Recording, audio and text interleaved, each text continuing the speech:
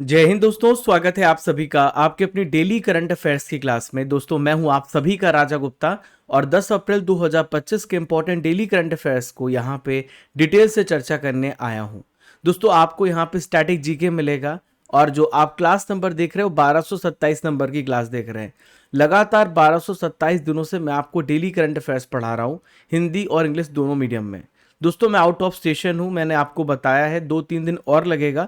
इसके बाद मैं आपको स्टूडियो फॉर्मेट में क्लास दूंगा। तो आपको ये फॉर्मेट भी बहुत पसंद है, मुझे पता है। तो आपको दोनों फॉर्मेट में पढ़ना चाहिए और जहां भी मैं रहूंगा मैं क्लास दूंगा। मैंने आपसे जो वादा किया है उसे मैं यहाँ पे निभाऊंगा। तो एप्लीकेशन की क्लास 2-3 दिन के लिए अभी डिसकंटिन्यू हुई है, तो एप्लीकेशन की क्लास में मैं वापस से पूरा कवर करा दूंगा। तो आप इसकी चिंता ना करिए, मेरी जिम्मेदारी, मेरी रिस्पॉन्सिबिलिटी है। तो चलिए आइए आज का सबसे पहले इंपॉर्टेंट क्वेश्चन देखते हैं। भारत में 26 मरीन राफेल के लिए किस देश के साथ हाल ही में समझौता किया है? इंडिया ने एग्रीमेंट साइन किया किस कंट्री के साथ ताकि 26 मरीन के राफेल का सप्लाई मिल सके? तो फ्रेंड्स, जब भी बात यहाँ पे राफेल की आएगी तो आपको चुपचाप फ्रांस टिक कर देना है। ऐसा पहली बार नहीं है कि हमने राफेल की डील फ्रांस के साथ करी है, हमने पहले भी राफेल की डील करी है। इस बार हम 26 मैरिन राफेल को यहाँ पे मंगा रहे हैं भारत में। तो आप यहाँ पर देख सकते हैं, ये एक ऐसे राफेल हैं जो कि शिप से लॉन्च किए जाएंगे और इससे हमारी नेवी को और मजबूती मिलेगी। तो इसका जो अप्रूवल है वो सेंट्रल गवर्नमेंट ने, केंद्र सरकार ने मंजूरी दी है। केंद्र सरकार ने कहा है कि फ्रांस से 26 मैरिन राफेल फाइटर जेट को यहाँ पे खरीदा जाएगा, इसके लिए अप्रूवल मिल गया है। देखिए पीएम नरेंद्र मोदी की प्रेसिडेंसी में सुरक्षा पर एक कैबिनेट कमेटी है, इसे हम बोलते हैं सीसीएस, यानी इसे हम बोलते हैं कैबिनेट कमेटी ऑन सिक्योरिटी, जो यहाँ पे डिस्कस करती है कि हमें किसी प्रकार के वेपन्स को खरीदना है कि नहीं खरीदना है, वो यहाँ पे सुझाव देती है। तो इन्होंने 9 अप्रैल को डील पर अभी मुहर लगा दी है। अब हमारे पास 26 मैरिन राफेल फाइटर जेट आ जाएंगे। देखिए जो डील है ये 64,000 करोड़ रुपए की है। अगर आपसे पूछा जाए तो आप रुपयों में भी बता सकते हैं। इसमें 22 सिंगल सीटर होंगे और 4 ट्विन सीटर होंगे। ये भारतीय नौसेना को, इंडियन नेवी को यहाँ पे मिलेंगे, सौंपे जाएंगे। देखिए फ्रेंड्स, एक इंपॉर्टेंट सवाल आपके दिमाग में उठ रहा होगा कि भारत को आखिर क्या जरूरत पड़ी, भारत ने इसे क्यों परचेस किया है? तो दोस्तों चाइना को काउंटर करने के लिए हिंद महासागर में लगाया जाएगा। आप यहां पर देखो तो यहां पे इंडियन ओशन है और यहां पे अगर हमें चाइना को रोकना है, क्योंकि आपको पता है वो यहां पे पहुंच चुका है, मालदीव्स में, श्रीलंका में, बहुत सारी जगहों पे वो कब्जा कर रहा है।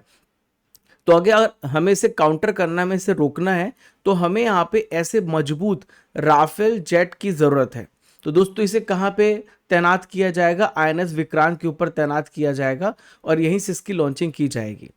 देखिए आइए जान लेते हैं राफेल मरीन की खासियत के बारे में, सारी इंपॉर्टेंट डिटेल्स को समझते हैं।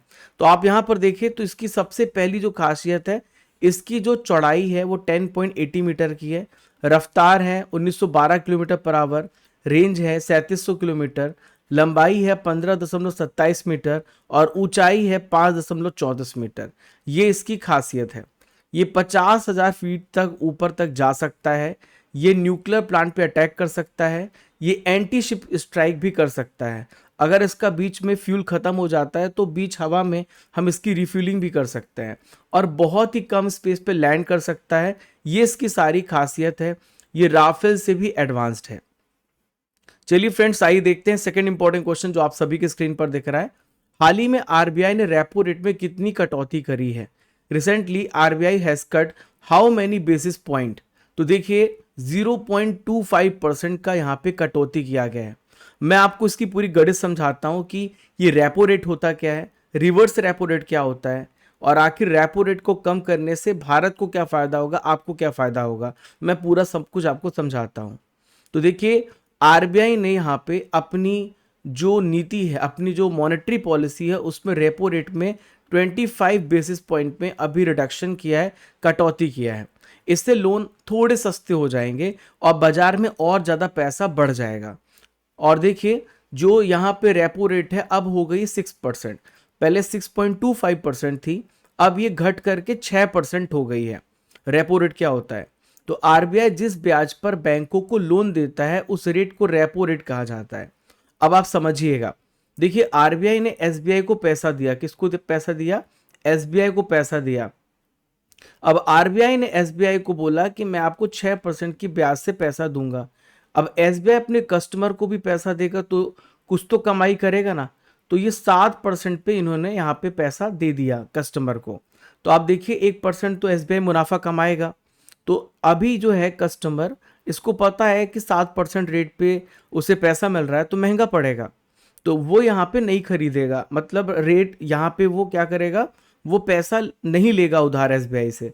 लेकिन अगर मैं इसमें कटौती कर दूं, इसे मैं 5% कर दूं, आरबीआई ने एसबीआई को 5% किया और एसबीआई ने कस्टमर को 6% दिया, तो यहाँ पे कस्टमर को पता चलेगा कि कम रेट पे उसको पैसा मिल रहा है, तो वो क्या करेगा, अपना बिजनेस खोलेगा, कुछ काम करेगा। इससे मार्केट में जो पैसा बढ़ जाता है और महंगाई भी बढ़ जाती है। क्लियर है? इससे महंगाई भी बढ़ती है क्योंकि लोगों के पास परचेसिंग पावर बढ़ जाता है, लोगों के पास पैसा ज़्यादा आ जाता है। ठीक है? क्लियर है? आपको बात समझ में आई? तो इस प्रकार से आरबीआई महंगाई को कंट्रोल करता है, या तो बढ़ाता है या तो घटाता है। ठीक है? इसी का उल्टा रिवर्स रेपो रेट होता है, जहां पर आरबीआई दूसरे बैंक से पैसा ब्याज में लेती है। अब आई समझते रिवर्स रेपो रेट क्या होता है। तो ऐसा रेट होता है जिसपे आरबीआई जितने भी कमर्शियल बैंक्स होते हैं उससे पैसा उधार लेती है, उससे हम रिवर्स रेपो रेट कहते हैं। अब देखिए इसका उल्टा होता है रिवर्स रेपो रेट। इसको हम समझते हैं बहुत ही सरल भाषा में। तो आप यहाँ पर देखिए स्टेट बैंक ऑफ इंडिया है, ये आरबीआई है। ठीक है? तो एसबीआई जो है ये आरबीआई को पैसा देगा, तो आरबीआई को यहाँ पे 7% के रेट पे पैसा मिला। तो अब क्या होगा कि अगर एसबीआई को ज़्यादा फायदा हो रहा है, आरबीआई ज़्यादा से ज़्यादा पैसे यहाँ पे ले रहा है, तो कस्टमर के पास पैसा नहीं जाएगा, और जब कस्टमर के पास पैसा नहीं होगा तो वो मार्केट जा करके कुछ खरीदारी नहीं करेगा। इससे चीज़ें जो होंगी ना वो सस्ती हो जाएंगी। इस प्रकार से आरबीआई महंगाई को कंट्रोल करती है, बढ़ाती है, घटाती है। तो फ्रेंड्स इसके अलावा आरबीआई ने एक डेटा भी रिलीज किया जिसमें बताया गया है कि जो वास्तविक सकल घरेलू उत्पाद है यानी जीडीपी है, यानी जिसे हम कहते हैं रियल ग्रॉस डोमेस्टिक प्रोडक्ट, उसमें विकास दर के पूर्वानुमान को 6.7% से घटा दिया है, 6.5% इसने उन्हें कर दिया है। आइए देखते हैं क्वेश्चन नंबर 3 आप सभी की स्क्रीन पर। भारतीय कम्युनिस्ट पार्टी मार्क्सवादी के महासचिव कौन बने, आपसे पूछा जा रहा है। Who has become the general secretary of communist party of India Marxist? तो देखिए इसका राइट आंसर हो जाएगा सीपीआई के मार्क्सिस्ट के ए बेबी यहाँ पर महासचिव बने हैं, ये जनरल सेक्रेटरी बने हैं। तो इसका राइट आंसर हो जाएगा, आपको ध्यान में रखना है, वो है ए बेबी। तो आप यहाँ पर देख सकते हैं केरल के पूर्व मंत्री रह चुके हैं, इनका नाम है मरियम अलेक्जेंडर बेबी, शॉर्ट फॉर्म में इन्हें ए बेबी कहते हैं। तो ये भारतीय कम्युनिस्ट पार्टी मार्क्सवादी या शॉर्ट फॉर्म में सीपीआई एम कहिए, ये इसके छठे महासचिव, 6th जनरल सेक्रेटरी चुने गए हैं। तो सीपीआई एम जो है वो पार्टी का सर्वोच्च पद, महासचिव जो होता है वो यहाँ पे सबसे बड़ा पद होता है। ठीक है? इसका सबसे बड़ा पद महासचिव का होता है। आप देखिए तो ए बेबी जो है वो महासचिव के रूप में किनकी जगह पर आए हैं, प्रकाश करात की जगह लेंगे। दोस्तों अब यहाँ पर हम चर्चा करते हैं सीपीआई एम के बारे में, कैसे इसका गठन हुआ है। तो देखिए भारतीय कम्युनिस्ट पार्टी, जिसे हम मार्क्सवादी भी कहते हैं, इनका गठन 1964 को हुआ है। भारतीय कम्युनिस्ट पार्टी के विभाजन के बाद हुआ है, 7 नवंबर 1964 इसमें स्प्लिट हो गया था, भारतीय कम्युनिस्ट पार्टी में विभाजन हो गया था और ये भारतीय कम्युनिस्ट पार्टी मार्क्सवादी में बदल गया। इसका हेडक्वार्टर कहाँ पर है? न्यू दिल्ली में है। और इसकी स्थापना हुई है ईएमएस डांगे के द्वारा। किसके द्वारा? ईएमएस डांगे के द्वारा। दोस्तों ये जो कम्युनिस्ट पार्टी है चाइनीज मॉडल पे काम करती है, जहां पे एक सिंगल पार्टी का रूल होता है। कम्युनिस्ट पार्टी का ये कहना होता है कि जो भी आप डिसीजन लीजिए वो यहाँ पे आप कैपिटलिस्ट के फॉर्म में लीजिए, मतलब पूंजीवाद को ज़्यादा बढ़ावा देना, और single party rule communist party का मकसद होता है ताकि लोगों की भलाई हो सके। तो दोस्तों ये जो पार्टी अगर आप देखें पूरे भारत में तो केवल केरल में ही है, जहां पे अभी मुख्यमंत्री केरल के पिनराई विजयन साहब हैं। अभी यहाँ पे बात आई है पार्टियों की, तो मैं आपको समझा देता हूँ भारत में कितनी ऐसी पार्टियां हैं जिनको नेशनल पार्टी हम बोलते हैं। तो भारत में देखिए आम आदमी पार्टी सबसे पहले यहाँ पर देखिए 26 नवंबर 2012 को, अभी रिसेंटली में इसे नेशनल पार्टी का दर्जा मिला है, अरविंद केजरीवाल इसके फाउंडर हैं। बहुजन समाज पार्टी 14 अप्रैल 1984 को यहाँ पे पार्टी बनी, इसकी लीडर मायावती हैं। भारतीय जनता पार्टी के प्रेजेंट अध्यक्ष जेपी नड्डा साहब हैं। 6 अप्रैल 1980 को बीजेपी की स्थापना हुई है। भारतीय कम्युनिस्ट पार्टी एम, जिसके बारे में मैं आपको पढ़ा रहा हूँ, ये 1964 में इसका गठन हुआ था। एम ए बेबी वर्तमान में इसके अध्यक्ष हैं। भारतीय राष्ट्रीय कांग्रेस 1885 में फाउंड की गई थी। मल्लिका अर्जुन खड़गे वर्तमान में इसके यहाँ पे अध्यक्ष हैं। नेशनल पीपल्स पार्टी, जिसे हम क्या बोलते हैं, एनपीपी बोलते हैं, तो 2013 में इसका गठन हुआ था। कॉनराड संगमा बीपी वर्तमान में इसके अध्यक्ष हैं। दोस्तों, कल मैंने आपसे 3 क्वेश्चन पूछे थे जिसका आंसर आप सभी को कमेंट बॉक्स पे देना था। आइए देखते हैं आपने इन प्रश्नों को उत्तर सही दिया है नहीं। तो बीदर किला भारत के किस राज्य में है? तो ये कर्नाटका राज्य में है। 2011 की सेंसस के हिसाब से भारत के किस केंद्र शासित प्रदेश की जनसंख्या सबसे कम है? तो लक्षद्वीप की है। पंडित राम नारायण किस वाद्य यंत्र से जुड़े थे? तो ये सारंगी वादक है। अब मैं आपसे 3 क्वेश्चन पूछ रहा हूं जिसका आंसर आप सभी को कमेंट बॉक्स पे देना है।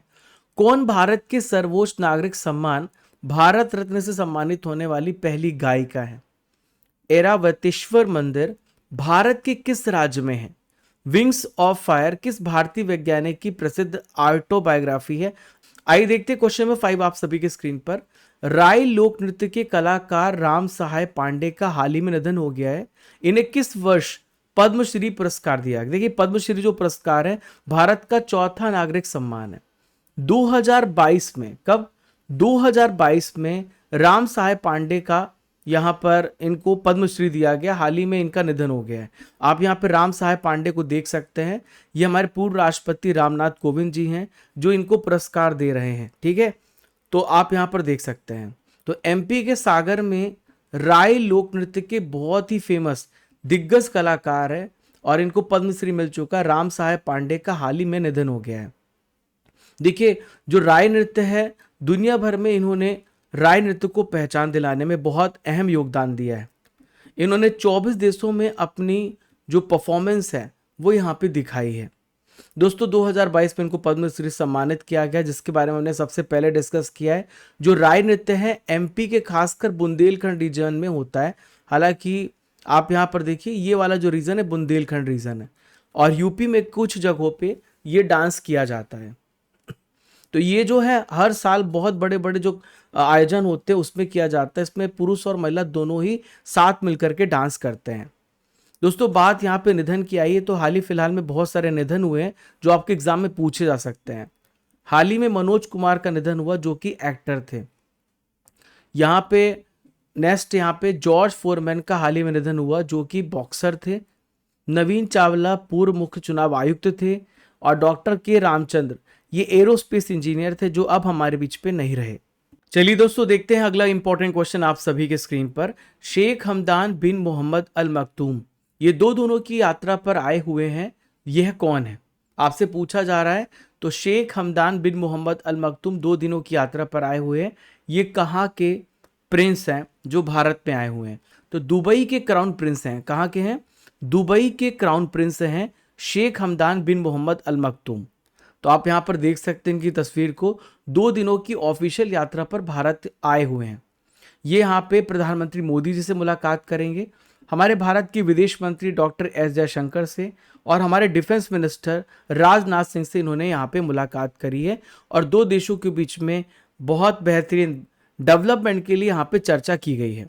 तो यहाँ पर आप देख सकते हैं जो शहजादे अल मखदूम हैं ये संयुक्त अरब अमीरात के डिप्टी प्राइम मिनिस्टर भी हैं, उप प्रधानमंत्री भी हैं और साथ में डिफेंस मिनिस्टर का भी काम कर रहे हैं। दोस्तों, भारत और यूएई के बीच में बहुत सारे यहाँ पे रणनीतियों पर साझेदारी भी की गई है, खासकर व्यापार, निवेश, डिफेंस, एनर्जी और टेक्नोलॉजी, एजुकेशन, स्पोर्ट्स, इन सभी क्षेत्रों में यहाँ पे साथ में मिलकर के बढ़ने की बात कही गई है। अब देखिए फ्रेंड्स, यहाँ पे बात आ रही है यूनाइटेड अरब एमिरेट्स है कहाँ पर, तो मैं आपको पूरा समझा देता हूँ। आप यहाँ पर देखिए सऊदी अरब है, यहाँ पे ओमान है और ये वाली जो आप लोकेशन देख पा रहे हैं ये यूनाइटेड अरब एमिरेट्स है और इसके ठीक बगल में आपको कतर दिख रहा है। तो आप यहाँ पर देख सकते हैं सऊदी अरब ओमान के बीच में यूनाइटेड अरब एमिरेट्स है। यहीं पर आपको दुबई देखने को मिलेगा। देखिए, इसकी कैपिटल अगर आपसे पूछा जाए तो आप बताएंगे अबू धाबी इसकी कैपिटल है। यहाँ के राष्ट्रपति हैं मोहम्मद बिन जायद अल नहयान और प्राइम मिनिस्टर हैं मोहम्मद बिन राशिद अल मखदूम। इसकी जो करेंसी है वो दिरहम है। दोस्तों अर्जुन जेएस फाउंडेशन बैच यहाँ पर नए बच्चों के लिए जानकारी है। जो पुराने बच्चे जानते हैं वो यहाँ पे इससे स्किप कर सकते हैं। 10 सेकंड का आप यहाँ पे आप फॉरवर्ड करेंगे, जैसा कि आप यूट्यूब पे जानते हैं, आप यहाँ पे अपने स्क्रीन में क्लिक करेंगे तो फॉरवर्ड हो जाएगा। तो friends Arjun GS foundation batch आप यहाँ पे ज्वाइन कर सकते हैं जितने भी नए स्टूडेंट्स हैं, और आप रोज यहाँ पर पढ़ते रहिए। आपको सारे विषय कवर कराए जाएंगे, ancient, medieval, modern, polity, Indian geography, world geography, physical geography, physics, chemistry, biology, वो भी केवल 899 में। जो यहाँ पर आपको कूपन कोड यूज़ करना है अर्जुन 300, इसकी वैलिडिटी आपको 2 साल की दी गई है। आप इस नंबर पे कांटेक्ट कर सकते हैं। आपको यहाँ पे recorded class, daily live class, आपको PDF notes, previous day discussion, bilingual class, ये सारी आपको फैसिलिटीज़ मिलने वाली। भारत के हर एग्जाम्स के लिए फाउंडेशन बैच है जो 5 से 6 महीने चलेगा। आप स्टडी कर एप्लीकेशन डाउनलोड करना, जहाँ से आप गूगल प्ले स्टोर से डाउनलोड करेंगे, कोर्सेस एंड पीडीएफ में जाइएगा, वहीं पर आपको अर्जुन जीएस फाउंडेशन बैच देखने को मिलेगा। आप कूपन कोड यूज करना अर्जुन 300। दोस्तों इसके अलावा आप यहाँ पर जो क्लास देख रहे हैं इसकी पीडीएफ आप यहीं से डाउनलोड कर सकते हैं, और यहाँ पे ई बुक्स है, टेस्ट सीरीज है, इसको भी चेक कर लीजिएगा। चलिए ये हमारी स्ट्रैटेजी है, पहले ज्योग्राफी खत्म करेंगे, फिर साइंस, फिर पॉलिटी, फिर हिस्ट्री, इकोनॉमिक्स। 4 से 5 महीने में पूरा आपका जीके खत्म होगा, with theory, with details, with MCQ. Timing होगी 5 to 6 PM, 12 to 1 PM। जो मेरी क्लासेस होंगी 2 घंटे चलेंगी। चलिए क्वेश्चन नंबर 7 आप सभी के स्क्रीन पर ये रहा। फिनटेक स्टार्टअप फंडिंग 2025 की पहली तिमाही में यानी पहले क्वार्टर में भारत को कौन सी रैंक दी गई है? तो देखिए फ्रेंड्स, फिनटेक स्टार्टअप फंडिंग में भारत की रैंक यहाँ पे तीसरी है। भारत यहाँ पे 3rd प्लेस पर है। देखिए तो पहले प्लेस पे कौन सा देश है? अमेरिका है, और दूसरे प्लेस पे यूके है। उसके बाद हमारा स्थान यहाँ पर आता है।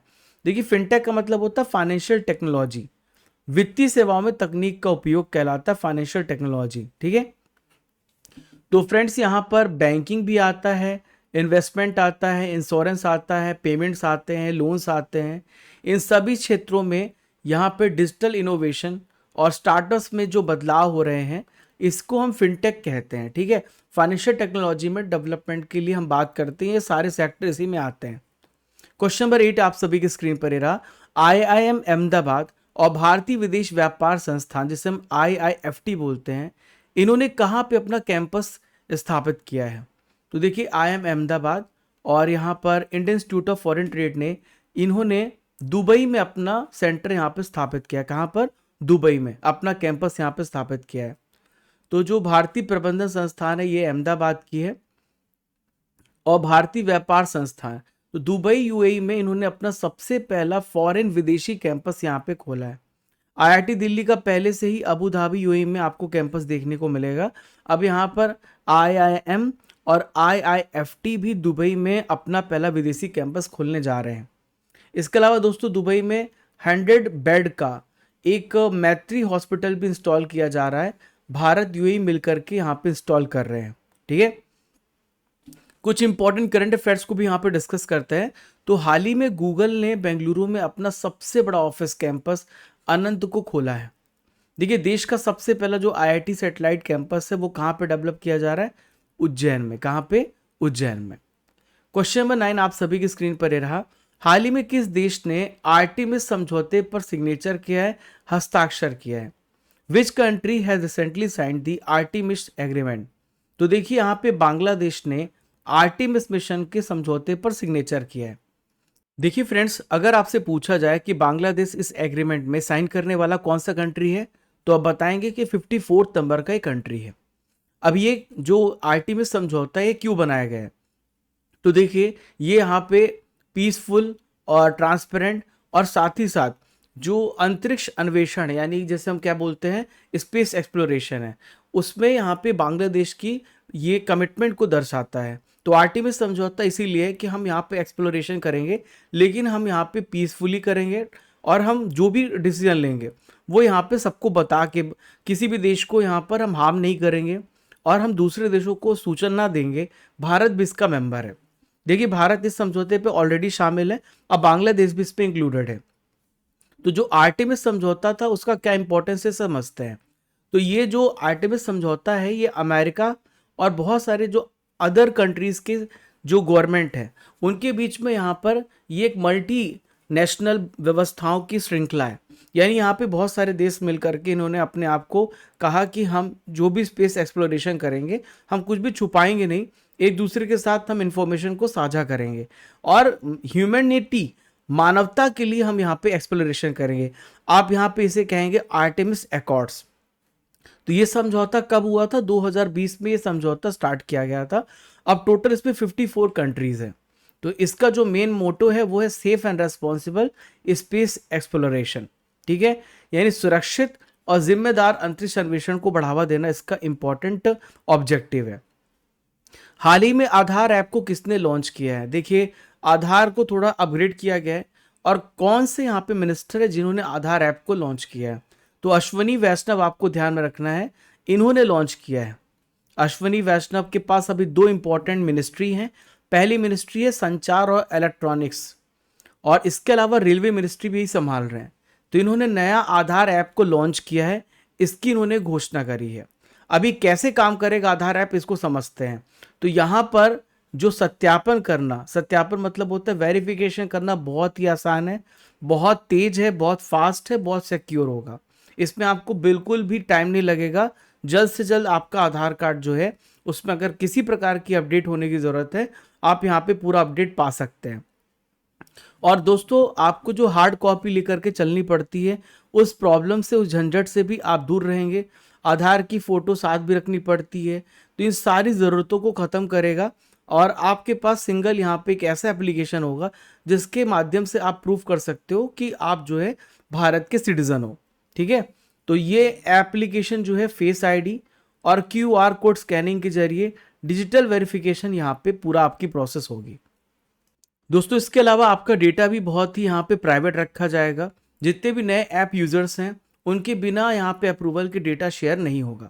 आज का आखिरी इंपॉर्टेंट करंट अफेयर आप सभी की स्क्रीन पर ही रहा। विश्व होम्योपैथी दिवस किस दिन मनाया जाता है? On which day world homeopathy day is being celebrated? तो देखिए आज है 10 अप्रैल और 10 अप्रैल को मनाया जाता है वर्ल्ड होम्योपैथी डे। कब मनाया जाता है? 10 अप्रैल को मनाया जाता है। तो देखिए फ्रेंड्स यहाँ पर जो ये जो दिवस है होम्योपैथी चिकित्सा पद्धति के जो फादर है यानी होम्योपैथी सिस्टम को यहाँ पे जिन्होंने बनाया है वो है डॉक्टर हनीमैन। इनकी स्मृति में मनाया जाता है। ठीक है, हर साल 10 अप्रैल को मनाया जाता है। 10 अप्रैल 1755 को जर्मनी में इनका यहाँ पे जन्म हुआ था, तो जर्मनी से बिलोंग करते हैं। देखिए फ्रेंड्स 1796 में इन्होंने होम्योपैथी का कॉन्सेप्ट लाया था और होम्योपैथी आज देखिए पूरे विश्व भर में इसका इस्तेमाल किया जाता है और पहली बार 2005 में दिवस भारत में मनाया गया। होम्योपैथी अगर आप देखें तो बहुत ही नेचुरल, सिक्योर्ड और इफेक्टिव ट्रीटमेंट का एक प्रकार का रूप है। ठीक है, इसमें जो बीमारियां होती जड़ से खत्म होती हैं। 2025 की आपसे थीम पूछी जा सकती है homeopathy for a healthier future, natural, safe and effective. दोस्तों अब तक आपने 11 इंपॉर्टेंट करंट अफेयर्स को बहुत ही डिटेल से पढ़ लिया है। अब यहाँ पर हम RRR पढ़ेंगे जहाँ पे हम मार्च 2025 के इंपॉर्टेंट करंट अफेयर्स का रिवीजन करेंगे। आइए देखते हैं आप कितने प्रश्नों को सही कर पाते हैं। भारत किस साल तक दुनिया का सबसे बड़ा Web3 डेवलपर हब बन जाएगा? तो 2028 तक भारत इसका यहाँ पे हब बनेगा। दिल्ली के LGVK सक्सेना ने किस नदी के किनारे अमृत जैव विविधता पार्क का शुभारंभ किया है? तो अमृत बायोडायवर्सिटी पार्क का यमुना नदी के किनारे यहाँ पे इसका उद्घाटन किया गया है। दुनिया का दूसरा सबसे बड़ा सड़क नेटवर्क वाला देश कौन सा है? तो भारत दुनिया का सेकंड लार्जेस्ट रोड नेटवर्क वाला देश है। योग महोत्सव 2025 का उद्घाटन कहां पर किया गया है? तो इसका उद्घाटन न्यू दिल्ली में किया गया है। होला मोहल्ला का त्यौहार किस राज्य में मनाया गया? तो फ्रेंड्स ये फेस्टिवल पंजाब स्टेट में मनाया जाता है। दोस्तों कल था 9 अप्रैल और 9 अप्रैल की इंपॉर्टेंट करंट अफेयर्स का यहाँ पे बेहतरीन तरीके से हम रिवीजन करेंगे। आइए देखते हैं आप कितने प्रश्नों को सही कर पाते हैं। केंद्र सरकार की किस योजना ने 8 अप्रैल 2025 को 10 वर्ष पूरे किए हैं? तो यह प्रधानमंत्री मुद्रा योजना जो 2015 में स्टार्ट हुई।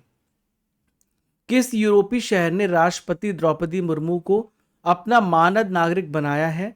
तो फ्रेंड्स, पुर्तगाल में लिस्बन है, इन्होंने यहाँ पे ऑनररी सिटीजन बनाया है। भारत और किस देश के सुप्रीम कोर्ट के बीच में न्यायिक सहयोग बढ़ाने के लिए समझौता हुआ है? तो भारत और नेपाल के सुप्रीम कोर्ट के बीच में जुडिशियल कोऑपरेशन के लिए समझौता हुआ है। 150 नंबर की इंटर पार्लियामेंट्री यूनियन असेंबली को किसने संबोधित किया है? तो देखिए, भारत के वर्तमान लोकसभा स्पीकर ओम बिरला साहब हैं, इन्होंने यहाँ पे संबोधन किया है।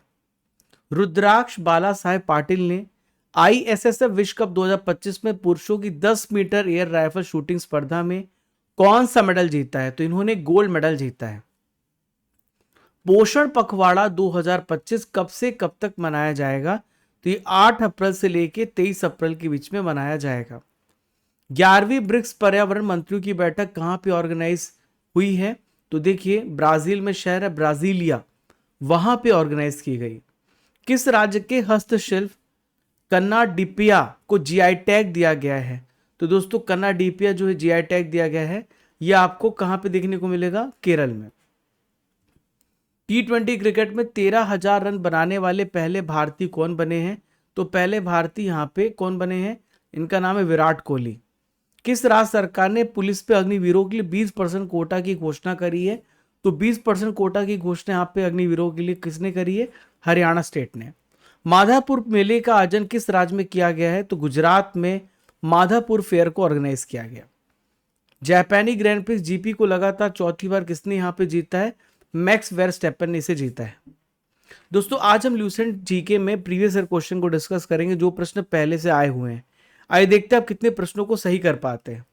आसवान बांध इनमें से किस नदी पर है? तो आसवान बांध दोस्तों नील नदी पर है। करीबा बांध इनमें से किस नदी पर है? तो करीबा बांध जेम्बेजी रिवर में है। ग्रैंड कुली डैम इसमें से किस नदी पर है? तो ये कोलंबिया में। कहां पर है? कोलंबिया में है। दोस्तों, आज का सवाल है, भारत में 26 मरीन राइफल के लिए किस देश के साथ हाल ही में समझौता किया गया? आपको इसका आंसर मुझे कमेंट बॉक्स पे देना है। तो दोस्तों, आप सभी स्टडी कर एप्लीकेशन डाउनलोड कर लीजिएगा, जो कि गूगल प्ले स्टोर से मिलेगा, जहां पे 50,000 प्लस डाउनलोड्स आपको देखने को मिलेंगे।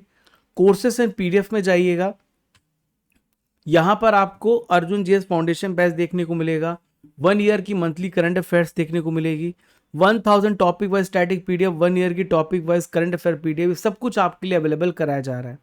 तो डेली करंट अफेयर्स की PDF आप यहाँ से डाउनलोड कर सकते हैं। ई बुक्स है, टेस्ट सीरीज है, इंपॉर्टेंट कोर्सेज आपके लिए यहाँ पे डिजाइन किए गए। आप स्टैटिक GK बुक ऑर्डर कर सकते हैं हमारी वेबसाइट से, इसका लिंक आपको डिस्क्रिप्शन बॉक्स में दिया गया है। इसके अलावा करंट अफेयर्स का एक पैकेज है 2024 का 2025 का, जहां पर आप करंट अफेयर्स के पूरे साल के 12 महीने की PDF को भी डाउनलोड कर सकते हैं। हर महीने की monthly current affairs, topic wise current affair, marathon class PDF, ये सब कुछ आपको एक ही प्लेटफॉर्म पे मिलेगा। आप Raja Gupta current affair telegram channel को ज्वाइन कर लेना, ताकि आपको रेगुलर इंपॉर्टेंट अपडेट्स मिलते रहें। और ये हमारा व्हाट्सएप नंबर है, किसी प्रकार की अगर आपको हेल्प चाहिए तो आप हमें इसमें कॉन्टैक्ट कर सकते हैं, आप हमें कॉल कर सकते हैं। दोस्तों, मार्च महीने की करंट अफेयर्स की मंथली ई बुक है, हिंदी इंग्लिश दोनों मीडियम में अवेलेबल है। आप जा करके यहाँ से ऑर्डर कर सकते हैं। स्टैटिक GK बुक भी हमने लॉन्च करी है, जो कि आपको हमारी वेबसाइट से मिल जाएगा। SSC फाउंडेशन बैच हमारी टीम आपको पढ़ा रही है बहुत ही स्पेशल तरीके से। ये सारे बैचेस हैं, तो आप जा करके एनरोल कर सकते हैं। तो फ्रेंड्स, मिलते हैं अगले इंपॉर्टेंट सेशन में। तब तक के लिए आप सभी को जय हिंद, जय भारत। अगले 2 दिनों तक मैं भी अभी बाहर रहूँगा। आपकी सारी क्लासेस मंडे से वापस से चलेंगी पैनल फॉर्मेट में, स्टूडियो फॉर्मेट में। तब तक के लिए आप सभी कोऑपरेट करिए, और हमारी जो क्लास है अभी आपको इसी फॉर्मेट में मिलेगी। चलिए मिलते हैं दोस्तों अगले इंपॉर्टेंट सेशन में। तब तक के लिए जय हिंद, जय भारत। जब तक तोड़ेंगे नहीं, तब तक छोड़ेंगे नहीं।